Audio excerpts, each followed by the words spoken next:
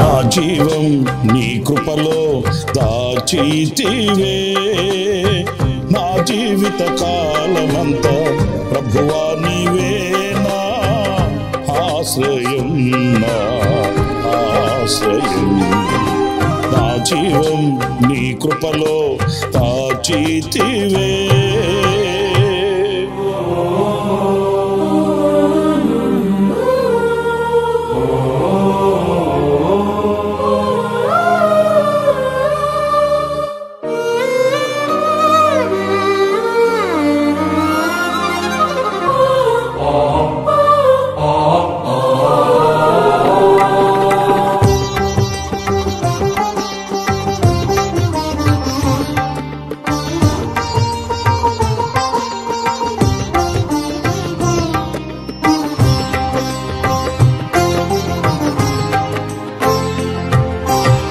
వాగ్దాన భూమిలో మృత సముద్రపు భయము నన్ను వెంటాడినే,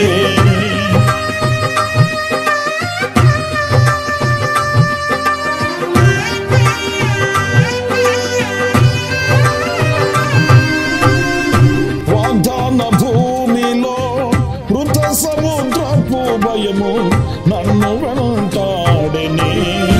వాక్యమయ్యునని సహవాసము ధైర్యము పుట్టించెనే, వాక్యమయ్యునని సహవాసము ధైర్యము పుట్టించెనే. నా జీవం నీ కృపలో దాచితివే, నా జీవిత కాలమంతా ప్రభువా నీవే నా ఆశ్రయం, నా ఆశ్రయం.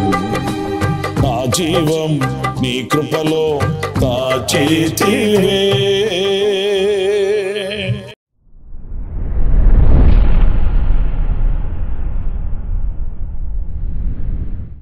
Praise the lord. ప్రభువైన యేసుక్రీస్తు ప్రశస్త నామంలో మీ అందరికీ హోసన్నా మినిస్ట్రీస్ తరపున హృదయపూర్వకమైన వందనాలు. ప్రభు మిమ్మల్ని ఆశీర్వదించి దీవించునుగాక.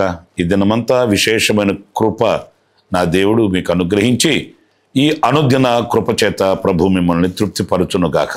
ప్రియులరా, ఈ సందేశాలని అనేకులకు చేరువ చేయండి, వారు కూడా దీవించబడాలని ప్రార్థించండి. దేవుని వాక్యము అందరినీ ప్రజలకు ఈ క్లుప్త సందేశాలని మీరు అందిస్తారని, వారికి కూడా చేరువ చేస్తారని విశ్వసిస్తూ ఆశిస్తున్నాను. మంచిది. ఈ పూట పరిశుద్ధ గ్రంథంలో నుంచి ఒక చక్కటి మాట, పరిశుద్ధులైన పౌలు కొరింథీ సంఘానికి రాసిన మొదటి పత్రిక 15వ అధ్యాయం 33వ వాక్యాన్ని నేను చదువుతున్నాను, జాగ్రత్తగా ఆలకించండి. మోసపోకుడి, దుష్ట సాంగత్యము మంచి నడవడిని చెరుపును. చూడండి, ఈ వాక్యంలో మనకు ఒక జాగ్రత్త మనకు కనిపిస్తుంది. దైవజనుడైన పౌలు సంఘంలో ఉన్న విశ్వాస బిడ్డలైన వారికి వ్రాసిన మాటలు, ఈ మాటలు పెద్దలైన వారికి, నాయకులైన వారికి, కాపరులైన వారికి, తల్లిదండ్రులైన వారికి ఇలాంటి బాధ్యత ఉంటుంది. పిల్లలైన వాళ్ళకి అది కాస్త ఎక్కసంగా ఉంటుంది. ఏంటి ఊరకని విసిగిస్తారేంటి వీళ్ళు, ఇంకా పెద్దల్ని అలాగా చూసినప్పుడు అర్థం చేసుకోలేని వయసు కలిగిన వాళ్ళు ఇది పెద్ద చాదస్తం అయిపోతుందండి బాబు అన్నట్లుగా వాళ్ళు అనుకుంటారు. కానీ అనుభవపూర్ణులైన వాళ్ళు, పెద్దలైన వాళ్ళు, వివేచించి ఆలోచించగలిగిన వాళ్ళు కొన్ని విషయాల్ని వాళ్ళు గ్రహించి జాగ్రత్తలు చెప్పినప్పుడు వాటిని శిరసా వహించి అంగీకరించిన వ్యక్తులు దాని యొక్క ఫలితాన్ని అనుభవిస్తారండి. దాని యొక్క ఫలితాన్ని పొందుకుంటారు.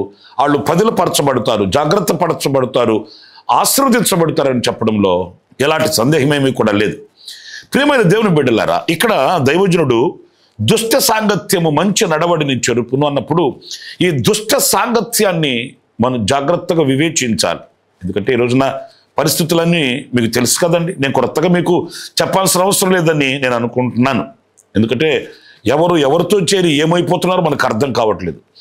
పరిస్థితులలో ఎవరు ఎలా కొట్టకపోతున్నారో మనకు అర్థం కావట్లేదు. కాలగమనములో ఎంతమంది కలిసిపోతున్నారో కూడా మనకు అర్థం కాని అయోమయంలో మనం బ్రతుకుతూ ఉన్నాం. పరిస్థితులు ఏమి నమ్మశక్యము కాని పరిస్థితులు మన కనుల ఎదుట కనబడుతున్నాయండి. ఈ రోజున మరీ ముఖ్యంగా యవన ప్రాయంలో ఉన్నటువంటి వ్యక్తుల్ని మనం గమనించినప్పుడు ఈ పోకడ ఎక్కడికి తీసుకుని వెళుతుంది, ఈ దారి ఎక్కడికి వాళ్ళని నడిపిస్తుంది, వాళ్ళ యొక్క ఫ్యూచర్ ఏంటి, భవిష్యత్తులో వాళ్ళు ఏమైపోతారు అనే ఒక ఆందోళన కూడా మనకు కలుగుతుంది. ఈ రోజున పరిస్థితులన్నీ కూడా అలాగే ఉంటున్నాయి. టెక్నాలజీ పెరిగిపోయింది, సోషల్ మీడియా పెరిగిపోయింది. ఎవరికి ఏది తోస్తే అది నెరవేర్చుకునే దినాలు ఈ రోజున మన కళ్ళతో మనం చూస్తున్నాం. టెక్నాలజీ పెరిగింది అని మనం సంతోషించాలన్నా ఈ ముసుగులో ఏమైపోతాము, ప్రజల యొక్క వైఖరి ఎలా మారిపోతుంది అని భయపడాలన్నా అర్థం కాని పరిస్థితుల్లో మనం బ్రతుకుతున్నామనేది మనకు తెలుసు. అయితే ఇక్కడ ఆ దుష్ట సాంగత్యము అనేది మనకు మంచిది కాదు, మన మంచి నడవడిని చెరుపుతుంది. ప్రియమైన వారలారా చూడండి, నేను అంటాను, ఈ మంచి నడవడి ఈ దుష్ట సాంగత్యం కలిగిన వ్యక్తులను ఎందుకు మార్చట్లేదు అనంటే, ఈ రోజున పై చెయ్యి ఈ దుష్ట సాంగత్యం కలిగిన వ్యక్తులు ఎందుకు ఉంటుంది అనంటే, ఈ మంచి నడవడి కలిగిన వాళ్ళు కూడా ఈ దుష్ట సాంగత్యం కలిగిన వారికి లోబడిపోతున్నారు, లొంగిపోతున్నారు. ఎందుకంటే అవి చూడముచ్చటగా ఉంటున్నాయి, చూడటానికి అవి ఆకర్షణీయంగా ఉంటున్నాయి. అందుకని ఈ లోక సంబంధమైన ఈ దుష్ట సాంగత్యము ఈ మంచి నడవడి కలిగిన వారిని సహితం వంగదీసి నాశనానికి ఈడ్చుకుని వెళుతున్న అనుభవాలు మనకు కనిపిస్తున్నాయండి. వీళ్ళరా మనం చాలా జాగ్రత్తగా వివేచించాలి. మెరిసేదంతా బంగారు కాదు, తెల్లగా ఉన్నవన్నీ పాలు కాదు. ఇవన్నీ మనం వివేచించి ఆలోచించి అడుగు వేయకపోతే బహు ప్రమాదంలోనికి మనం వెళ్ళిపోవలసి వస్తుంది. వీళ్ళరా ఈ దుష్ట సాంగత్యం విషయంలో మనం జాగ్రత్త పడవలసిన అవసరం ఎంతైనా మనకు ఉంది. మీరు పరిశుద్ధ గ్రంథంలో ఇశ్రాయేలు రాజు, యూదా రాజు ఇద్దరిని మనం చూస్తామండి. ఆహాబు అలాగే యెహోషాపాతు. వాళ్ళ ఇద్దరు ఒక రోజున భేటీ అయ్యారండి. ఇశ్రాయేలు రాజు అయిన ఆహాబు అన్నాడు యెహోషాపాతుతో, మన ఇద్దరం కలిసి రామత్ గిలాదు మీదకి వెళ్ళి యుద్ధం చేద్దాము అన్నాడు. వాస్తవంగా యూదా రాజు అయిన యెహోషాపాతు ఏమనాలి, బాబు నీకు నాకు కుదరదు, నీ మనస్తత్వం వేరు నా మనస్తత్వం వేరు, నీ ఆలోచనలు వేరు నా ఆలోచనలు వేరు, నీకు నాకు అస్సలు కుదరదండి అని చెప్పాలి కదా. లేదు, వీరిద్దరు కలిసి రామోత్ గిలాదు మీదకి యుద్ధానికి వెళ్ళడానికి సిద్ధపడ్డారు. ప్రవక్త ప్రవచిస్తూనే ఉన్నాడు, చెప్తూనే ఉన్నాడు, మీకు మంచిది కాదు, మీకు క్షేమము కాదు, ఈ యుద్ధానికి వెళ్ళి మీరు క్షేమంగా తిరిగి రావు అన్నప్పుడు ఆహాబు కోపం వచ్చిందండి. ఎందుకంటే ఆయన అనుకుందే నెరవేర్చబడాలి కదా. దైవ చిత్తం, దైవ ఆలోచన, దైవ నిర్ణయం అవసరం లేదు. ఆయనకి ఏదైనా కూడా తను అనుకున్నదే జరగాలి, తను అనుకున్నదే మంచిదని ప్రవచించాలి. నా ప్రియమైన సహోదరులారా, ఇక్కడ మనం ఆలోచించవలసిన విషయం ఏంటంటే, ఇద్దరు యుద్ధానికి వెళ్ళారు. దైవజనుని మాట పట్టించుకోలేదు, దేవుని వాక్యం పట్టించుకోలేదు. వీళ్ళ శక్తి సామర్థ్యతల మీద ఆధారపడి వెళ్ళడం కూడా ఎలా వెళ్ళారు, మారు వేషాలలో వెళ్ళారంట. అక్కడ ఏం జరిగింది, గురి చూడకయే ఒక బాణం వదిలాడు శత్రువు, అది రావడం ఆహాబుకి గుచ్చుకోవడం, ఆహాబు చచ్చిపోయాడు. యెహోషాపాతు మరణాపేక్ష కలిగిన వాడై కేకలు వేశాడంట, నేను ఇశ్రాయేలు రాజును కాదురా బాబు, నేను ఇశ్రాయేలు రాజును కాదురా బాబుని కేకలేస్తే ఎలాగో తప్పించుకుని బయటపడ్డాడు. ఆహాబు చచ్చిపోయాడు.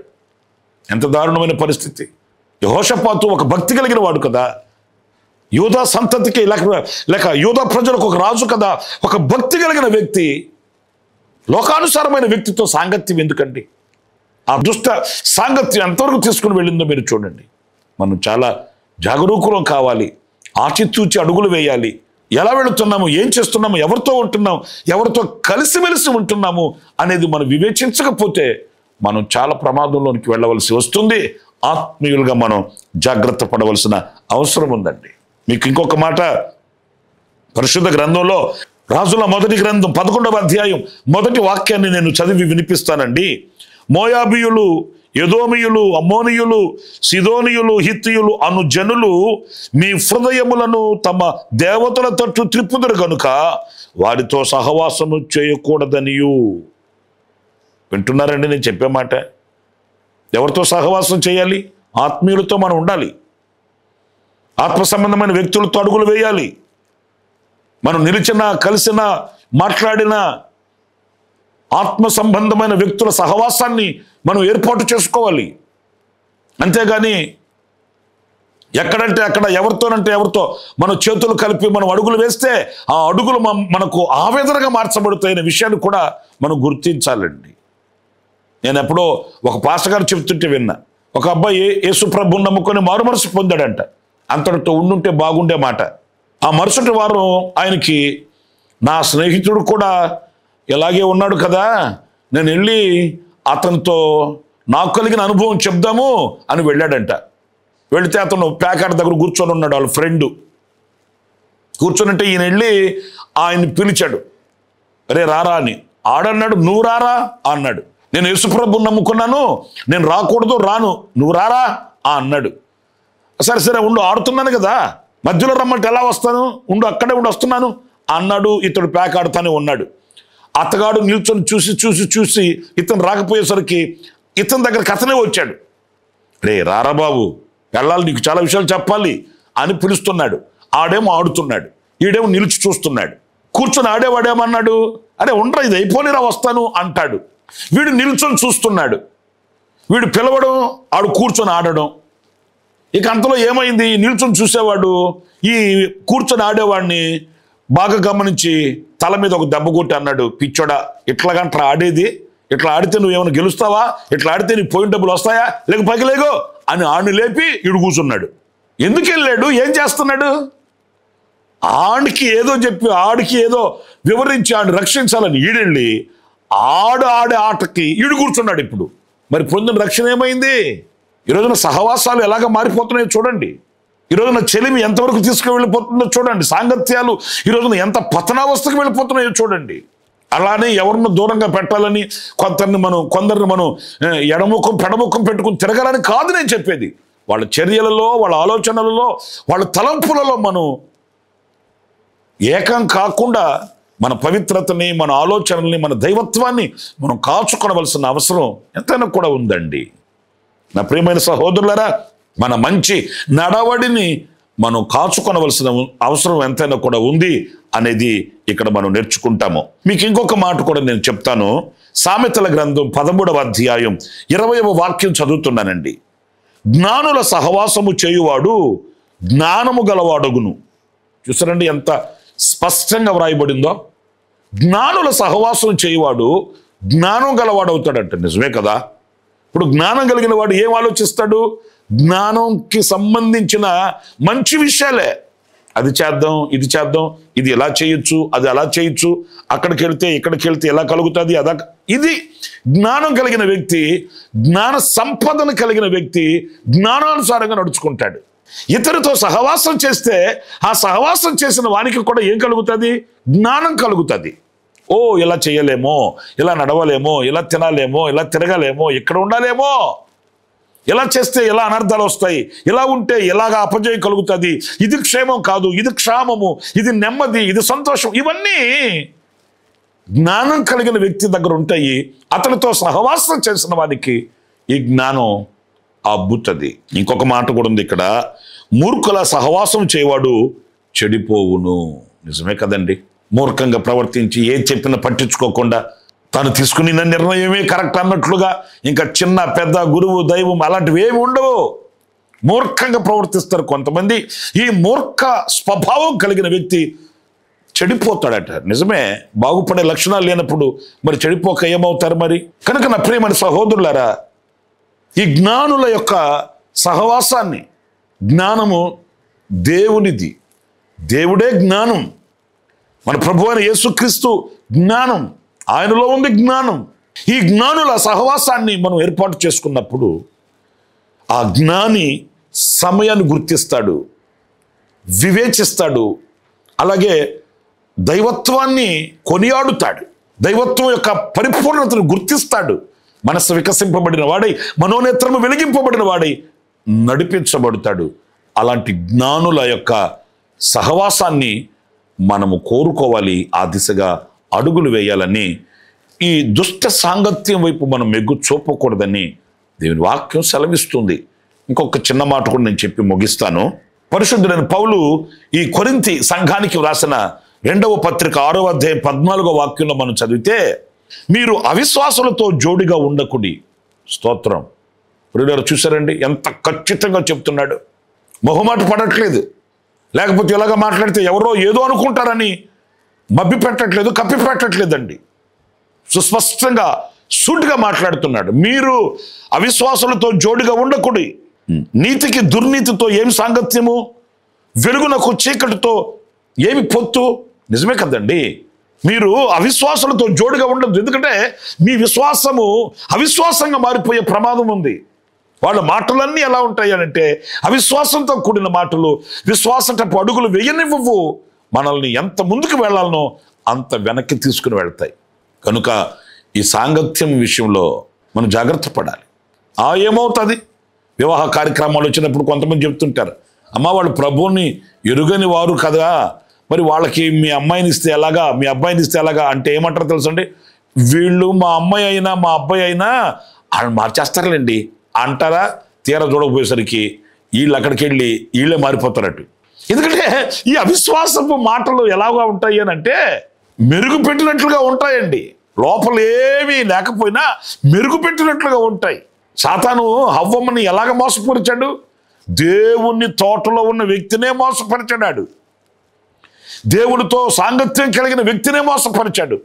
దేవునిలో స్థిరపరచబడిన, దేవుని ముఖదర్శనం చేసిన వ్యక్తినే మోసగించాడు. ఎంత మెరుగు పెట్టాడు. మీరు దేవతలు లాంటి వాళ్ళు అయిపోతారు, మీరు అట్లయిపోతారు, మీరు ఇట్లయిపోతారు, అసలు ఇదా అదా అని ఆ అనుమానాన్ని తీసుకొని వచ్చి పెట్టాడు. గుండెల్లో కుప్పకూలిపోయింది జీవితం. అవిశ్వాసులతో సాంగత్యం సాధారణంగా ఉండదండి, సులువైంది కాదది. ఏదైనా ఒక అబద్ధమైన కూడాట 100 సార్లు చెప్తే అది నిజంలాగా కనిపిస్తుందట. మరి అంతే కదా, పదే పదే పదే పదే అదే విషయాన్ని చెప్తుంటే అది నిజంలాగే కనిపిస్తుంది కదా. అవిశ్వాసం అనేది చాలా భయంకరమైనదండి. ఎందుకు భయంకరమైనది అంటున్నానంటే మనం ఎరిగిన శక్తి కలిగిన దేవునిని కూడా అనుమానించే, లేకపోతే అవిశ్వాసంతో మాట్లాడే పరిస్థితులు వస్తాయండి. దేవుడు చేస్తాడా, చేయగలడా, చేయకపోతే ఏంటి? నిజమే చేస్తాడు, ఒకవేళ చేయకపోతే. ఇలాంటి శక్తి కలిగిన దేవునిని కూడా విశ్వసించలేని ఒక భయానకమైన పరిస్థితికి తీసుకుని వచ్చేస్తుంది అవిశ్వాసం అనేది. పేతురు నీళ్ల మీద నడిచాడండి. పేతురు నీళ్ల మీద నడిచాడు. అంత శక్తి దేవుడు అతనికి ఇచ్చాడు. అతని ఆశ కూడా ఏంటి? నీవు నీళ్ల మీద నడిచినట్లు నేను కూడా నీళ్ల మీద నడవాలన్నాడు. ప్రభు అన్నాడు, అలాగైతే రమ్మన్నాడు. కానీ అంత ఉన్నతమైన ఆధ్యాత్మికమైన జీవితం మునిగిపోసాగింది. దేన్ని బట్టి? అవిశ్వాసాన్ని బట్టే. అంత ఘనమైన శక్తి కలిగిన బ్రతుకు కూడా నవ్వుల పాలవుతున్నట్లుగా మునిగిపోసాగుతూ కేకలేస్తాడంట. అవిశ్వాసానికి ఉన్నటువంటి అనుభవాలు చూడండి ఎలా ఉన్నాయో. అందుకే అవిశ్వాసులతో జోడిగా ఉండకూడదు. ఇలాంటి అనుభవాలు ఎక్కడైనా కనబడితే 10 అడుగులు దూరంగా ఉండడమే మంచిదండి. ఎంత దూరంగా ఉంటే అంత మంచిది. ఎందుకంటే మన మంచి ప్రవర్తనని, నడవడిని మనం కాచుకోవలసిన అవసరం ఉంది. కనుక జరుగుతున్న పరిస్థితుల ప్రభావాలలో, కనబడుతున్న లోకపు అనుభవాలలో ప్రేమని సహోదరులారా, మన మంచి నడవడిని కాచుకోవడానికి జాగరూకులమవుదాం. ఆ రీతిగా వివేకం కొరకై ప్రభుని వేడుకుందాము. మన మంచి నడవడిని మనం కాచుకుందాము. ప్రభు రాకడ వరకు నిలిచి ఉందాము. ఆయనతో కూడా కలిసి వెళదాము. అలాగే తలలు వంచండి, ప్రార్థన చేస్తాను. జీవాధిపతి అని ప్రభువా మీకు వందనాలు. నాయన దుష్ట సాంగత్యము మంచి నడవడిని చెరుపును అని మీ లేఖనాల్లో చదివాము. అదిగో మేము తీర్మానం చేసుకుంటూ ఏ విషయాలలో మేము జాగరూకులమై ఉండాలని మేము ధ్యానించుకుంటూ వచ్చాం. ఆ రీతిగా మా చేతులను పట్టి మీరు నడిపించండి.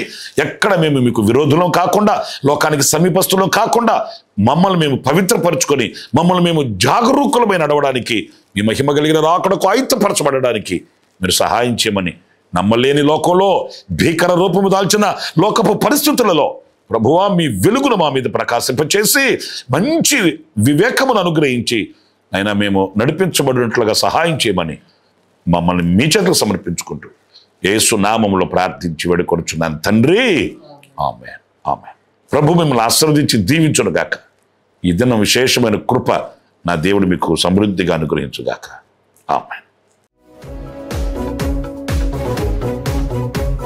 ప్రతిదినము ఈ అనుదిన కృపాను సందేశముల కొరకు, ఇంకా మరిన్ని ఆత్మ సంబంధమైన సందేశాల కొరకు ఈ మా యూట్యూబ్ ఛానల్ ను సబ్స్క్రైబ్ చేసుకోండి. Pastor Ramesh hosanna ministries.